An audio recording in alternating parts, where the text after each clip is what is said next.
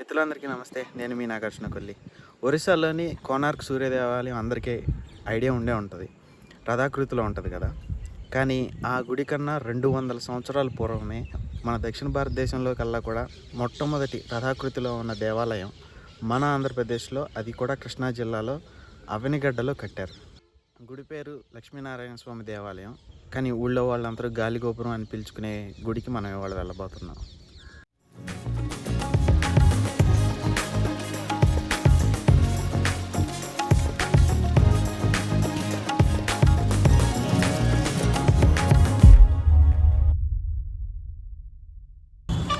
Google మ్యాప్స్ని use చేస్తే కనుక ఈజీగా వచ్చేయచ్చు. లేదనుకుంటే కనుక అవనిగడ్డలోకి వచ్చి నాగాలంక రోడ్ అని అడిగితే చెప్తారు.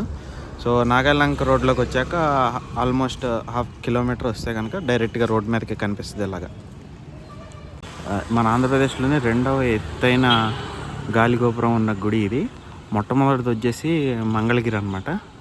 ఇదేమో రెండవది. మొత్తం 7 అంతస్తులు కనిపిస్తున్నాయి చూడండి. 99 అడుగుల ఎత్తు మొత్తం గాలిగోపురం వచ్చేసి.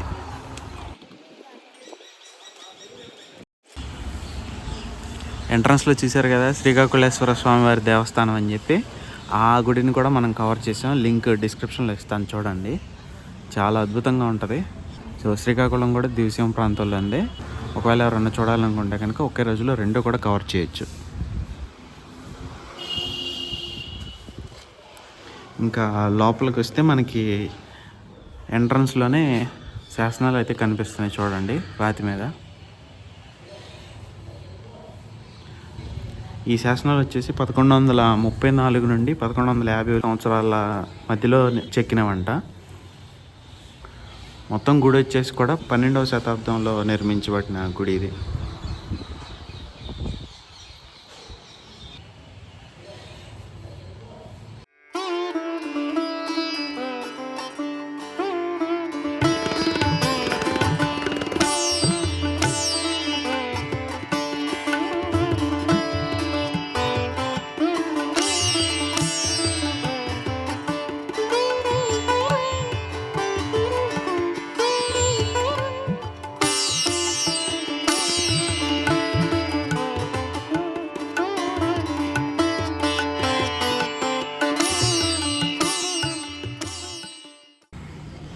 ఇప్పుడైతే మనం గుడి లోపలికి వెళ్తున్నాం. ఈ గుడిని చోళరాజులు 1200వ సంవత్సరంలో నిర్మించినట్టుగా చెప్తారు. ఇంకొక విషయం ఏంటంటే, స్వయంగా ఇక్కడున్న లక్ష్మీనారాయణని శ్రీరాముల వారే ప్రతిష్ఠించినట్టుగా కూడా చెప్తారు. అలాగే వశిష్ఠ మహాముని సీతాదేవికి ధర్మబోధ కూడా ఇక్కడే చేశారంట. ఆ కారణం చేతగానే దగ్గరలో ఉన్న ఒక ఊరికి సీతాలంక అనే పేరు కూడా వచ్చిందంట.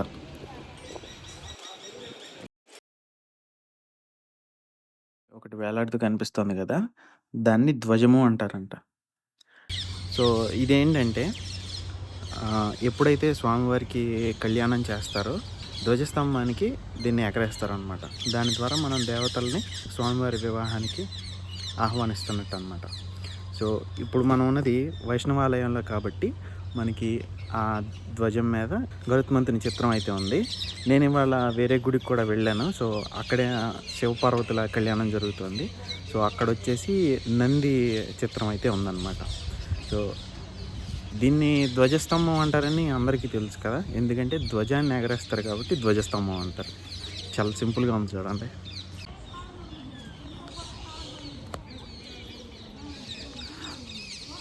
చూస్తున్నారు కదా రథాకృతి. ఇటువైపు అటువైపు 2 రథాలు ఉన్నట్టు, అందులోనూ 2 గుర్రాలు ఉన్నాయి. గుర్రాల పైన గుర్రాలు తొలి రౌతులు ఉన్నారు. సో మొత్తం దక్షిణ భారతంలో కల్లా కూడా మొట్టమొదటి రథాకృతిలో నిర్మించబడిన గుడి ఇది.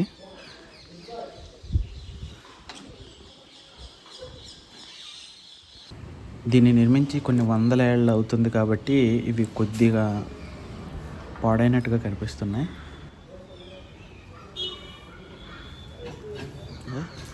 ఇక్కడ మనం చక్రపు ఆకారాన్ని కూడా చూడొచ్చు, చూడండి.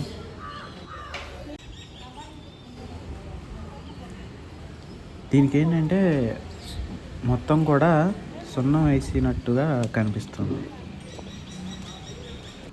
ముందు ప్రదక్షిణలు కంప్లీట్ చేసుకొచ్చి ఒకసారి గుడి లోపలికి కూడా వెళ్ళొద్దాం. చూస్తున్నారు కదా, చాలా మంచి కండిషన్లో అయితే ఉంది గుడి. ఎందుకంటే భౌగోళిక పరంగా దివిసీమ కొంచెం దూరంగా ఉంటుంది కాబట్టి ఇలాంటి మంచి మంచి గుళ్ళన్నీ కూడా దండయాత్రల నుంచి తప్పించుకోగలిగాయి. అదే మధ్య భారతంలో కానీ ఇంకెక్కడన్నా ఉన్నట్లయితే కనుక చాలా వరకు డ్యామేజ్కి గురైండేవి. ఇక్కడ చూస్తున్నారా, కార్నర్లో ఏనుగులు ఉన్నట్టు చిత్రించారు. చాలా బాగున్నాయి చూడండి.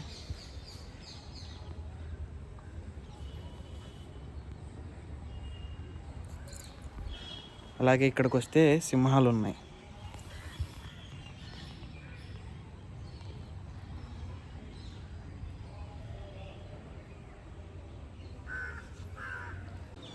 చూస్తున్నారు కదా, ఆలయం మొత్తం కూడా ఒక పీఠం మీద ఉన్నట్టు ఉంటుంది. దాన్ని రథాలు లాగుతున్నట్టు ఉంటుంది అన్నమాట.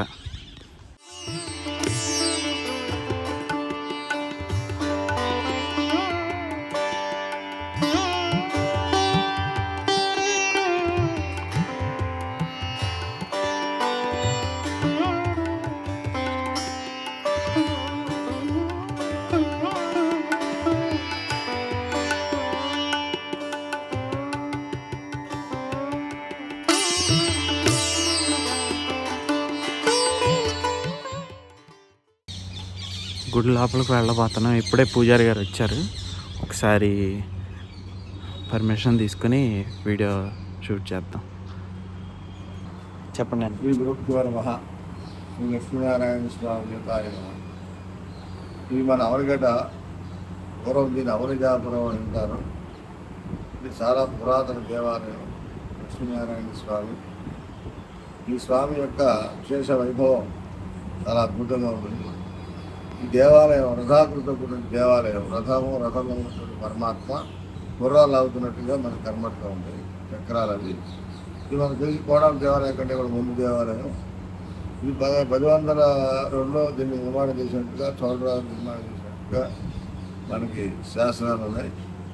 ఆ చోళరాజు యొక్క కుమార్తె ఇక్కడ స్వామివారి సేవకి ఇంటికి వెళ్ళిపోయి నృసింహర్ సేవ అనగానే కుమారునికి వచ్చి మనం వచ్చి చేసేది. అలాగే ఇది చాలా 1002లో నిర్మాణం చేసినట్టుగా ఈ లక్ష్మీనారాయణ స్వామి విశేషమైనటువంటి చాలా అద్భుతమైనటువంటి శక్తి, మహిమాన్వితమైన శక్తి కలిగినటువంటి స్వామి. ఇది వివాహం కావాల్సిన వివాహం, సంతానం కావాల్సిన సంతానం, ఏ రుగ్మతలతో ఉన్నట్టు సరే, అనారోగ్య సమస్యలతో ఉన్నా సరే, ఇక్కడ ధన్వంతరి యంత్రం ఉంది. ఆ ధన్వంతరి యంత్రాన్ని తాకి దర్శించినట్టయితే అనారోగ్య సమస్యలను కూడా తొలగిపోతుంది. కాబట్టి ఈ మహిమాత్మకమైనటువంటి దేవాలయాన్ని దర్శించి అందరూ పురితులు కావాలని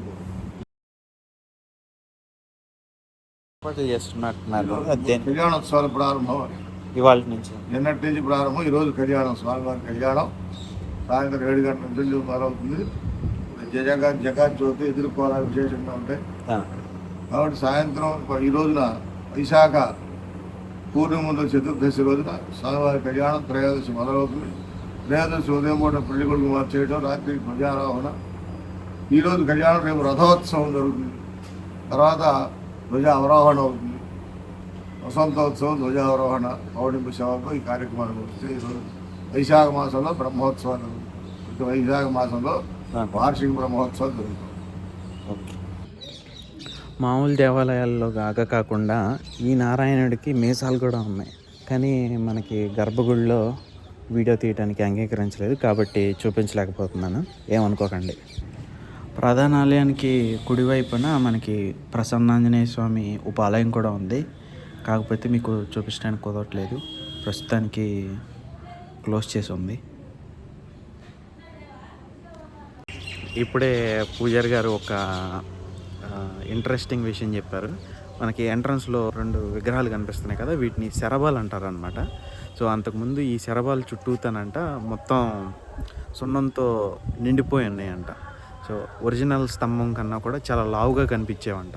సో ఈ పూజారి గారికి ఒకసారి ఏదో ఆకారం ఉన్నట్టు అనిపించి, సో ఎవరో ఒక వ్యక్తి వస్తే, పురాతన శాఖ వాళ్ళు వస్తే అది కొంచెం క్లీన్ చేయించారంట.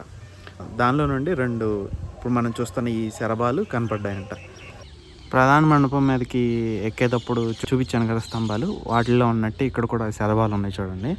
అలాగే గాలిగోపురం కింద ఉన్న స్తంభాల్లో కూడా శరభాలని చెక్కారు. సో ఇంకా ఇక్కడైతే కనుక కొంచెం వర్క్ అయితే ఉంది చేయాల్సింది. ఎందుకంటే మనకి ఇక్కడ చాలా స్తంభాలు ఉన్నాయి. ఆ స్తంభాలన్నిటి మీద కూడా మీరు చూస్తున్నట్టుగా సున్నం అయితే ఉంది. ఆ సున్నం ఉండటం వల్ల ఆ స్తంభాల్లో వాళ్ళు అప్పట్లో చెక్కిన ఆకృతులన్నీ కూడా సరిగ్గా కనపడట్లేదు. అవి ఏంటంటే కొద్దిగా కనిపిస్తున్నాయి, బట్ అంత స్పష్టంగా కనపడట్లేదు. ఈ సున్నం కనుక తొలగిస్తే కనుక చాలా అందంగా తయారవుతుంది గుడి. ఈ స్తంభాలన్నిటి మీద కూడా రామాయణ భారతాల్లో జరిగిన కొన్ని ముఖ్యమైన సంఘటనలన్నిటిని శిలల రూపంలో చెక్కారంట. ఇదొక యోగా పోజ్ లాగా ఉంది చూడండి. ఇదొక ఒకరి కాలు ఇంకొకరు పట్టుకున్నారు, ఇంకొకరి కాలు వేరే చేత్తో పట్టుకున్నారు. సేమ్ నాకు గుర్తున్నంత వరకు అయితే ఇది లేపాక్షిలో కూడా చూసాం మనం. ఇప్పుడు మనం ఉన్న ప్రాంతాన్ని దివిసీమ అంటారనమాట. సో ఈ దివిసీమ ప్రాంతం ఒకప్పుడు చోళరాజుల పరిపాలనలో ఉండేది. సో ఇందాక నేను మీకు చూపించినట్టుగా శ్రీకాకుళం గుడి కూడా చోళుల చేత నిర్మించబడిన దేవాలయమే. దాన్ని వచ్చేసి అనంత దండుపాలుడు అనే చోళరాజు అయితే నిర్మించారు. దీన్ని వచ్చేసి 2వ కులోత్తుంగ చోళుడు నిర్మించాడు అనమాట. చోళుల ఇన్ఫ్లుయెన్స్ దివిసీమ మీద చాలా ఉంది.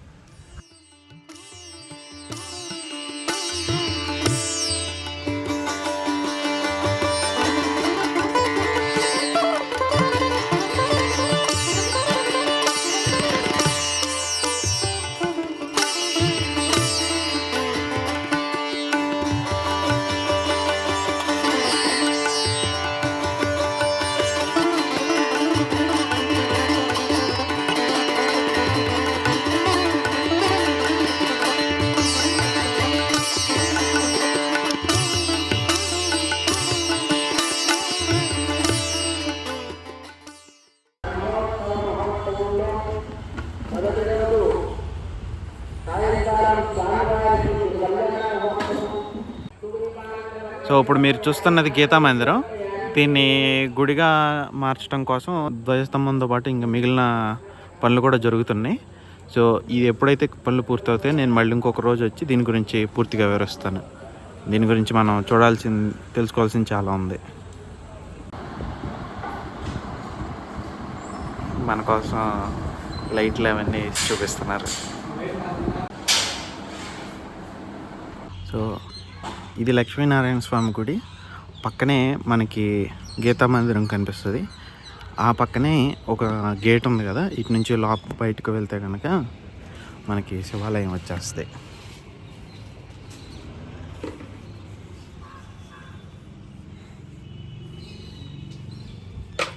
శ్రీ రాజశేఖర స్వామి దేవాలయం.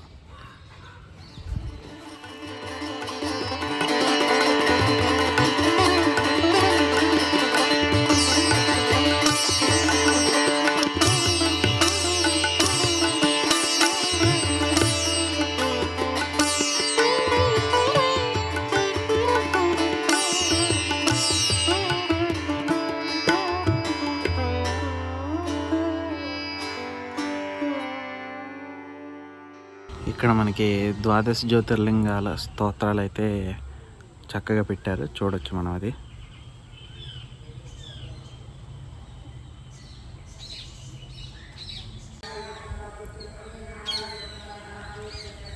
ఇందాక చూసిన లక్ష్మీనారాయణ స్వామి దేవాలయం లాగానే ఇది కూడా చాలా విశాలమైన ప్రాంగణంలో ఉంది, మనం చూస్తున్నాం కదా.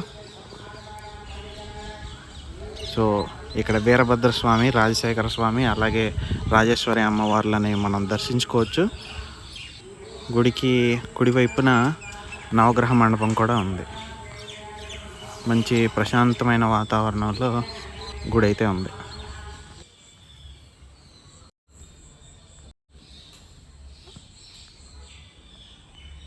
పూజారి గారిని అయితే అడిగి కనుక్కున్నాను. సో ఆయన ద్వారా తెలుసుకున్న ఏంటంటే దీన్ని కూడా చోళరాజులే నిర్మించారంట. ఆ గుడి అంత పాతది కాదని ఇందాక చెప్పాను కదా, అలాగే ఒక 500 సంవత్సరాలు అయితే అయిందంట ఈ గుడిని నిర్మించి. సో ఇదండి ఇవాళ వీడియో. మీ అందరికీ నచ్చిందని అయితే అనుకుంటున్నాను. ఒకవేళ నచ్చితే కనుక లైక్ చేయండి, షేర్ చేయండి, సబ్స్క్రైబ్ చేసుకోండి. అలాగే మీ ఫ్యామిలీతో షేర్ చేయండి.